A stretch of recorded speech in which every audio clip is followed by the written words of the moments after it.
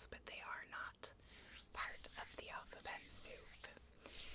Asexual as an identity gets overlooked frequently, but it's one that is near and dear to my heart because I do personally identify as panromantic asexual. And when I was a active member of my local queer community, I did get repeatedly told that the A stands for ally, which is a very invalidating thing to hear because it essentially erased who I was as a person. And it meant that instead of figuring this out about myself when I was in my late teens, early 20s, and exploring my queer identity, I was in my 30s before I understood why I felt so different from everyone around me. Ace and Arrow people are estimated to make up about 1.5% of the population. And one of the most wonderful things about the internet is that it has allowed me to interact with other ace people in person for the first time in my life, and that is just a really wonderful and validating feeling to have. So, let's go ahead and transition into book recommendations. As usual, I will be starting with the nonfiction. And the very first one that I have is Ace by Angela Chen. What Asexuality Reveals About Desire, Society, and the Meaning of Sex.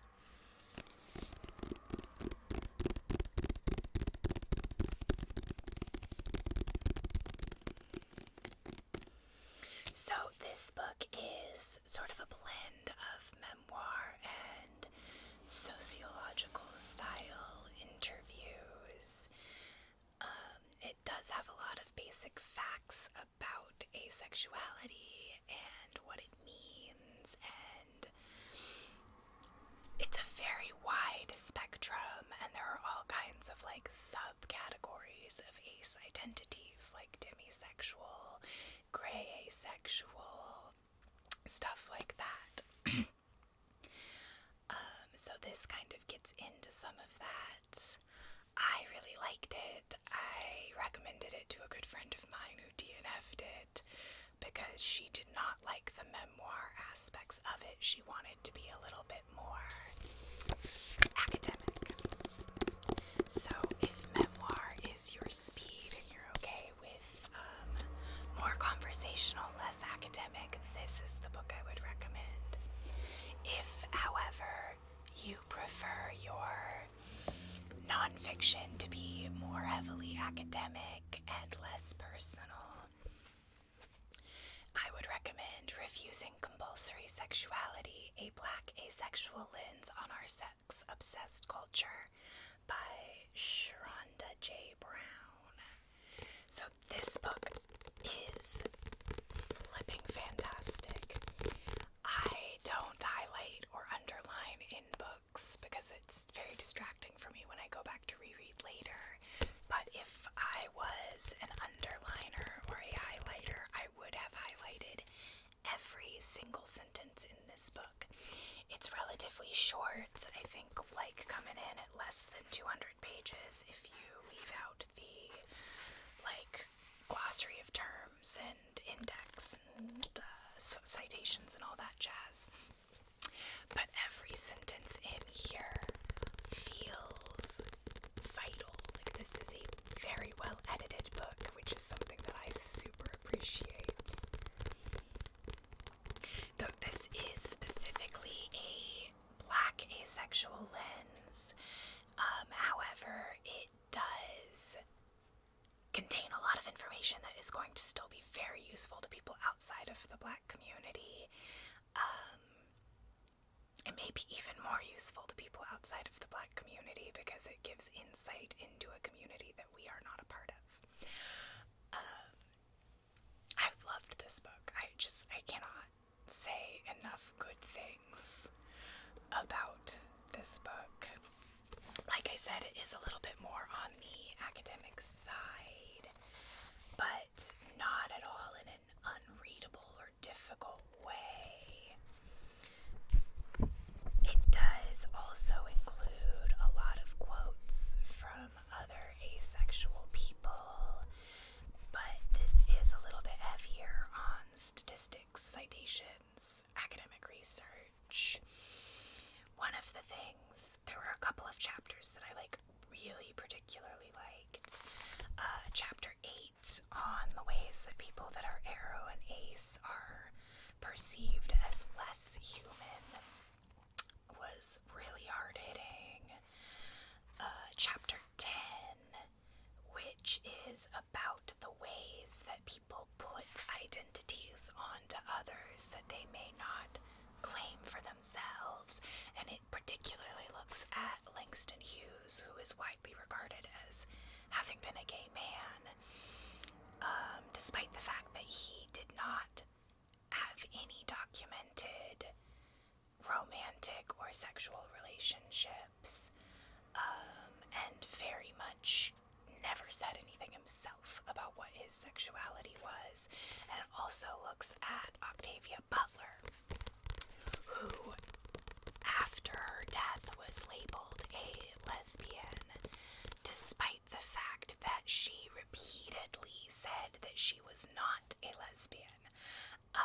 She was just a masculine presenting black woman who did not have any romantic relationships, and deprioritized that portion of her life.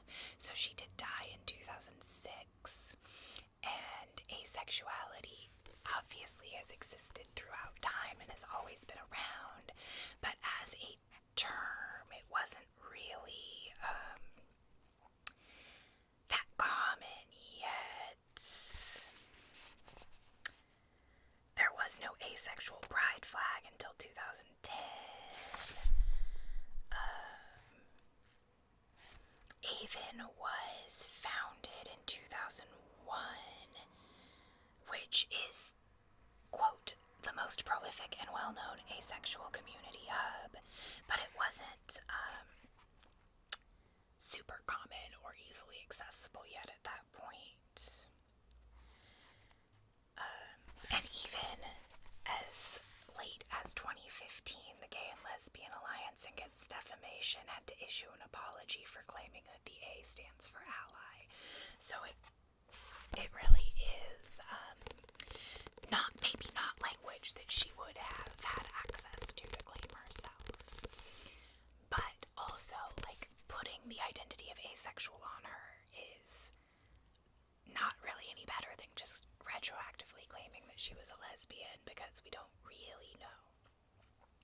That temptation is always there, though. It's nice to find people, especially people that can be held up as examples in the community and who are well liked, to sort of feel more normal, you know? So anyway, I really liked that chapter. I also really liked the history chapter that I was just consulting there to make sure I was getting type facts right. And it's pretty cool because it's just bulletin point things that happened in the year. So that was a quick and easy chapter to read, but with really good information in it. Yeah, cannot recommend this book highly enough. It was excellent. So that is all I have for nonfiction for asexuality, which means we are moving on to young adults. The first young adult that I have to talk about is Tosh Hart's Tolstoy by Catherine Ormsby. So I actually just read this last week for this video.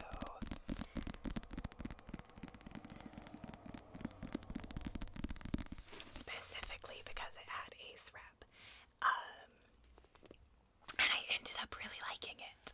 I wasn't sure if I would going into it because it's not really the kind of book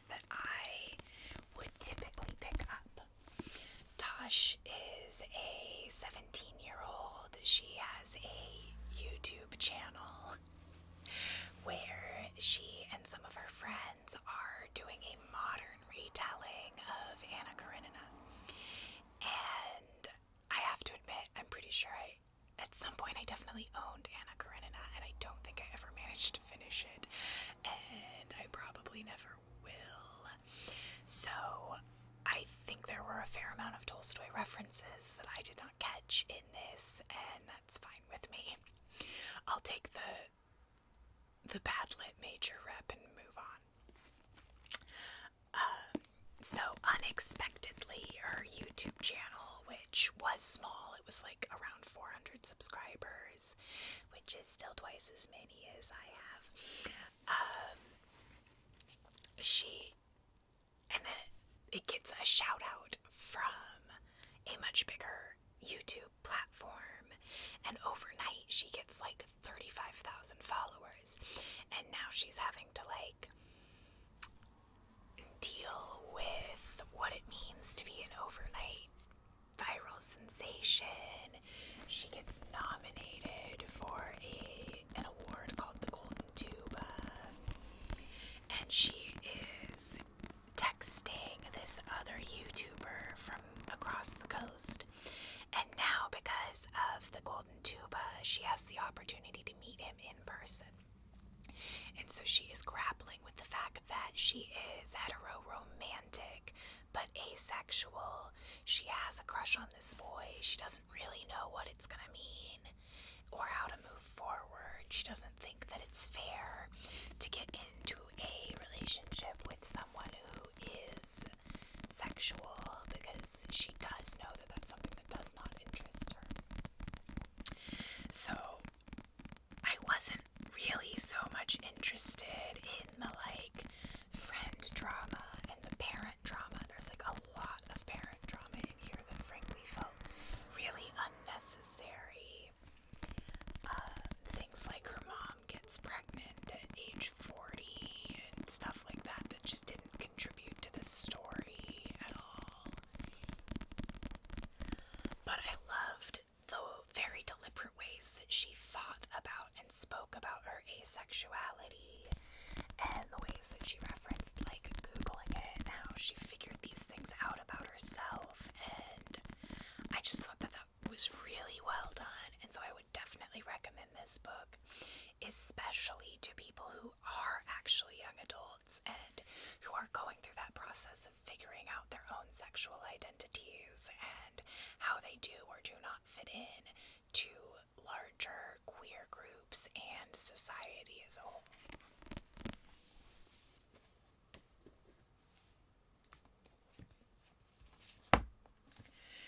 And then next, Raybearer and Redemptor by Jordan Ifueko.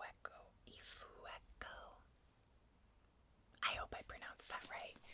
Once again, I'm like saying names out loud for the first time and going, is that right?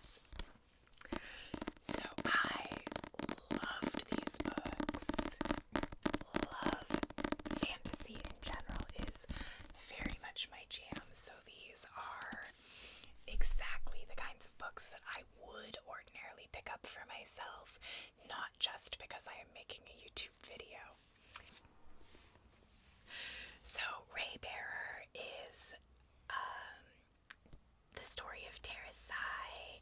She was raised in isolation as part of the political machinations of her mother, who is known as the Lady. When Teresai gets older, the Lady sends her to the palace to become one of the crown prince's, like, bonded council members. And these books are like, so there's a lot of fantasy world building going on. They do take place someplace that is distinctly and definitely not someplace that exists here. But one of the things that I love the most about them is that they really put an emphasis on friendship, and the crown prince that Teresai has become friends with. You know, her mother manipulated her into this position, but she does genuinely love the Crown Prince, whose name is completely escaping me at the moment, which is gonna just totally bother me.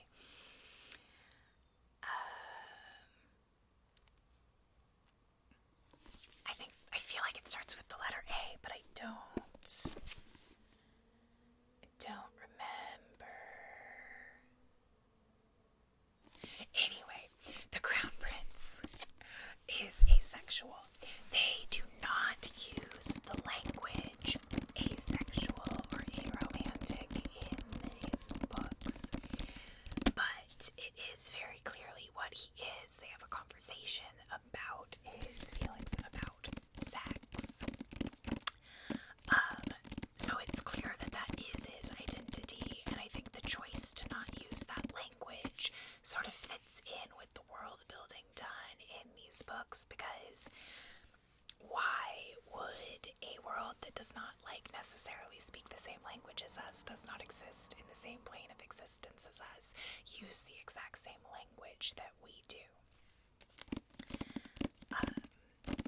So I would say that these totally still count despite not using the language of asexuality. And they're also just flippin' awesome books. I love that it's a duology and not a trilogy. I think that's a choice that a lot of authors don't make. Not everything needs to be that long. And the stories are fantastic, and the covers are beautiful, and I just wish that I had 2 hardbacks or 2 paperbacks, but oh well.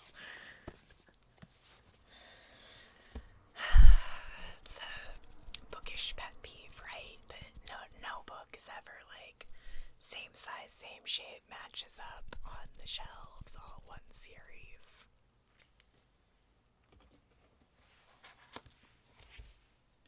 Okay, so next we have Let's Talk About Love by Claire Kahn.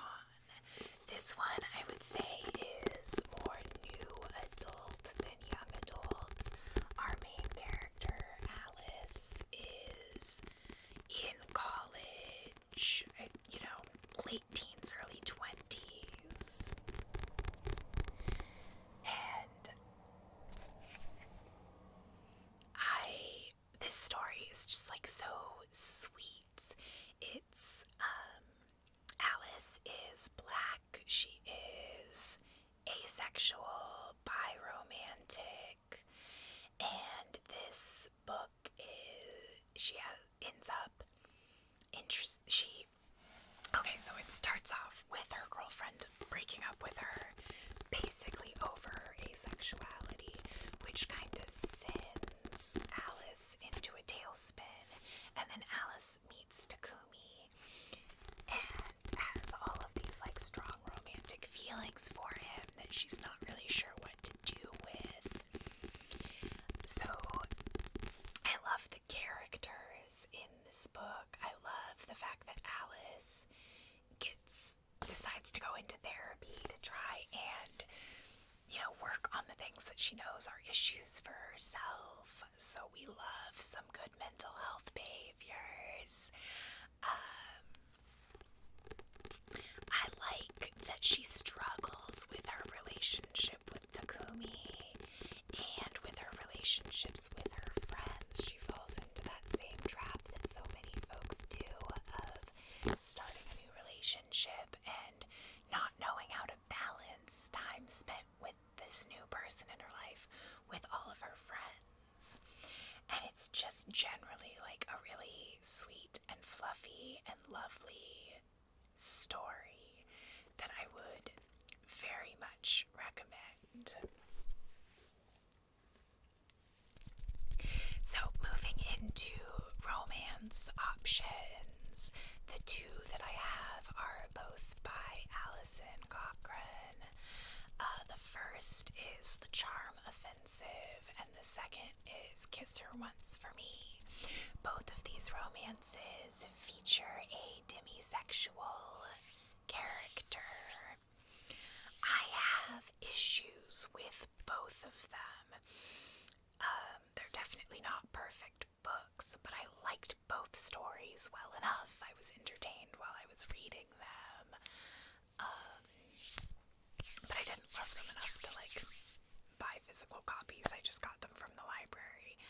So The Charm Offensive is a reality TV dating show, and we have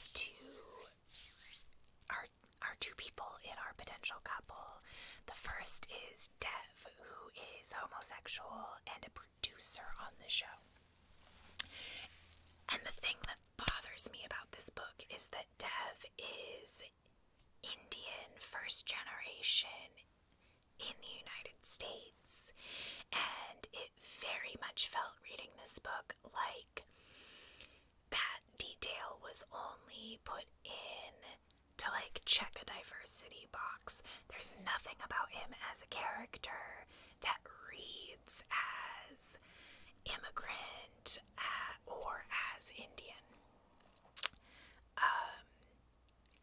Right down to his name being Dev. So that was an issue for me. However, the story is great. The mental health representation in it is flipping fantastic.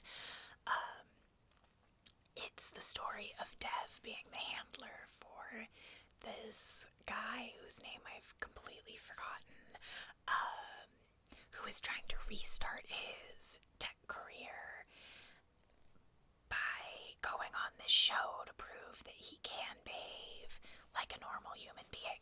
He got basically kicked out of his own company because he's got OCD and anxiety. OCD is an anxiety disorder, but so he is trying to show the world that he can keep it together, but the reality is that he really can't. And Dev is trying to smooth it over, and he's trying to get him to do the things they need him to do for this TV show. And of course, he and Dev end up falling in love with each other instead of him falling in love with any of the contestants on the show. And that is part of where his demisexuality comes into play. But I just think that that aspect I thought was really well handled in The Charm Offensive. However, in Kiss Her Once for Me, we also have a main character that identifies as demisexual. But the idea in Kiss Her Once for Me is that our main character, on a snowy day in Portland, like Christmas Eve or something, meets this girl in a bookstore, and they end up spending the entire day together. They have a one-night stand, essentially, and there is no rule saying that if you're demisexual or asexual that you can't have one-night stands, but it was very difficult for me to believe that someone demisexual means that you don't develop sexual attraction without an emotional connection. And I just had a hard time buying an emotional connection after 4 hours in a snowstorm. So they have this one-night stand, and then a year later, our main character is in some financial trouble. She gets the opportunity to essentially be fake engaged to a guy who needs to get married in order to access his inheritance, which is a trope that I really like. But I liked that the twist in this case was that it turns out that this guy's sister is the person from the one-night stand a year ago, and misunderstandings ensue. I was entertained by the story. Frankly, I did not think it was as good as The Charm Offensive, and I didn't really buy the demisexuality rep. This is a very steamy story, and everyone's boinking everyone, and it's just very messy. And the mess didn't really work particularly well for me. So, my next one is one that I can completely and wholeheartedly recommend, and that is How to Be a Normal Person. Person by TJ Klune. So this is part of a series that has at least 2 books in it, and who knows. It's sort of set up as if, like, if he wanted to circle back around and write more, he definitely could, because there are several characters that could be addressed. But How to Be a Normal Person, and then the second one is How to Be a Movie Star. I have not read that one yet, but I absolutely have every intention of doing so, because this book made me laugh out loud so hard that, like, my abs actually hurt, like it was an ab workout. It's flipping hilarious. So this is the story of Gustavo Tiberius is not normal. He knows this. Everyone in his small town of Abbey, Oregon knows this. He reads encyclopedias every night before bed. He has a pet ferret called Harry S. Truman. He owns a video rental store that no one goes to. His closest friends are a lady named Lottie with drag queen hair and a trio of elderly Vespa riders known as the We Three Queens. This story is just so cute. I love Gus. He is fantastic. I read this book this month, and I honestly want to read it again already. And I cannot wait to read How to Be a Movie Star, which features one of the friends of the love interest in here. The love interest is Casey, an asexual stoner hipster, and the newest employee at Lottie's Lattes. For some reason, Casey thinks Gus is the greatest thing ever, and maybe Gus is starting to think the same thing about Casey, even if Casey is obsessive about Instagramming his food. I just love the, like, little snippets on the back. So Gus decides that in order to be worthy of Casey, he has to learn how to be a normal person, and hilarity ensues. So if you are, adamantly opposed to the use of marijuana, you are not going to like this book, as evidenced by the pot leaf on the front. Being stoned does feature pretty heavily in the book, but it's so funny. Yeah, this book is amazing. If you need a good laugh, this is definitely one to reach for. And continuing on with TJ Klune, In the Lives of Puppets. So, How to Be a Normal Person came out in 2015, so that was actually well before The House in the Cerulean Sea and TJ Klune starting to get more of a following. In the Lives of Puppets, on the other hand, is his newest book, and I actually got to meet him. He signed my book. Aaron, be brave. The main character in this book, Victor, is asexual. TJ Klune identifies as asexual himself, so he does like putting ace rep in his books.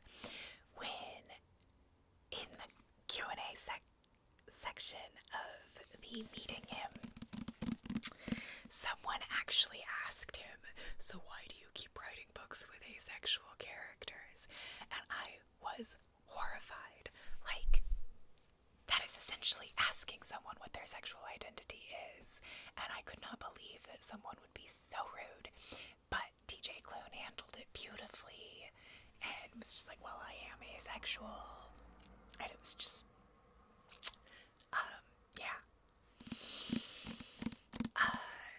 And it is on his Wikipedia page, or I would not have repeated the story here, because, like, outing someone or asking someone to out themselves is so rude. It's kind of the whole, like, issue with the own voice voices idea is that within the queer community, to be sure that something is own voices, you're asking people to out themselves, and that is just not cool. But it's clearly something he was comfortable talking about. So, in the Lives of Puppets, if you go into this book expecting The House in the Cerulean Sea, you are going to be disappointed. They are very different books. This is science fiction. This is a Pinocchio retelling. And it does not have the cozy. There is found family in here, but it's not the cozy building of a found family. In this book, TJ Klune starts with a happy found family and tears them apart. Someone in the audience asked if it was going to make them cry. He said yes. I am not a crier, so I did not cry when I read it, but I can definitely see if you are a crier, if you do get emotionally invested in books, this one, yeah, it's got that potential. But I loved it. I think this is my new favorite. I don't know. I think maybe everything I read by TJ Klune is my new favorite from him. So maybe that's not a totally fair thing to say, but I thoroughly enjoyed this book. I do think it'll be in my top 5 for the end of the year. I do also think I should probably stop saying that because at least 3 of those slots are already full and we're only halfway through the year. But, bold prediction. I loved this book. I do just think that it is important that expectations be managed going into it. I feel like I see a lot of reviews that people are disappointed by it because they were expecting low stakes and cozy like in The House in the Cerulean Sea, and that is not what this book is. So as long as you know going into it that this is a sad science fiction, dystopian, humanity is doomed kind of story, then I think that you will enjoy it a great deal.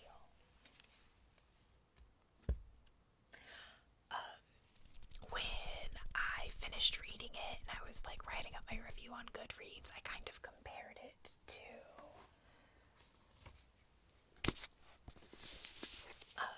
A Psalm for the Wild-Built and A Prayer for the Crown-Shy, in that I said that these are both post-apocalyptic humans and robots interacting with each other books, but these are saccharine sweet, utopian, totally hope-filled. This is humanity is doomed, everybody and everything sucks, and very, very dystopian tone. So, very similar subject matter, very different end results, and I love them both. I contain multitudes.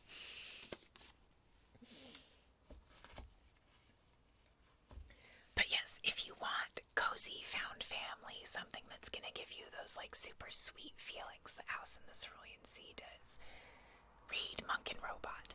If you want to watch everybody suffer, read In the Lives of Puppets. Okay, 2 more.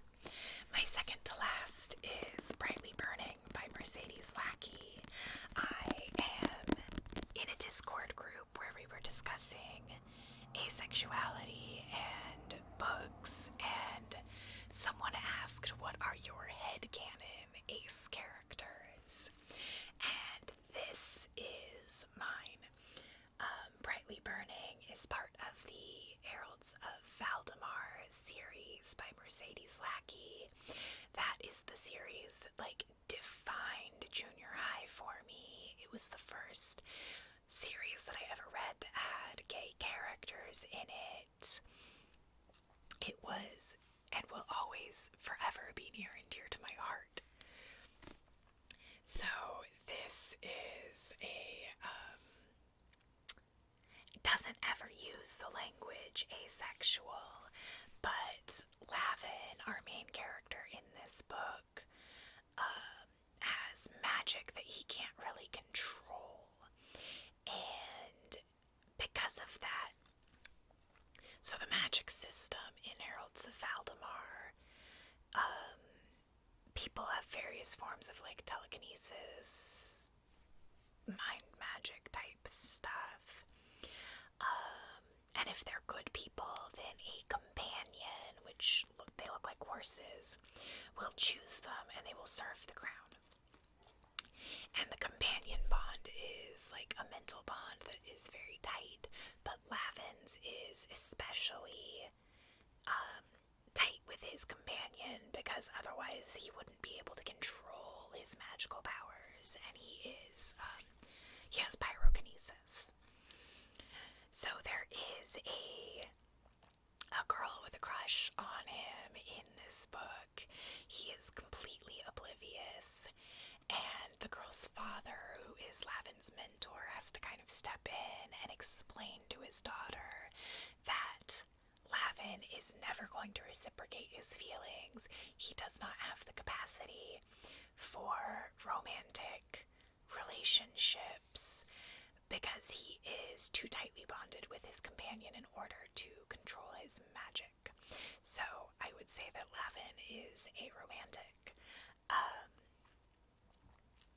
And it's totally headcanon. The language is not used in here, but I love this series and I love thinking of him as being yet another example of queer characters within this series.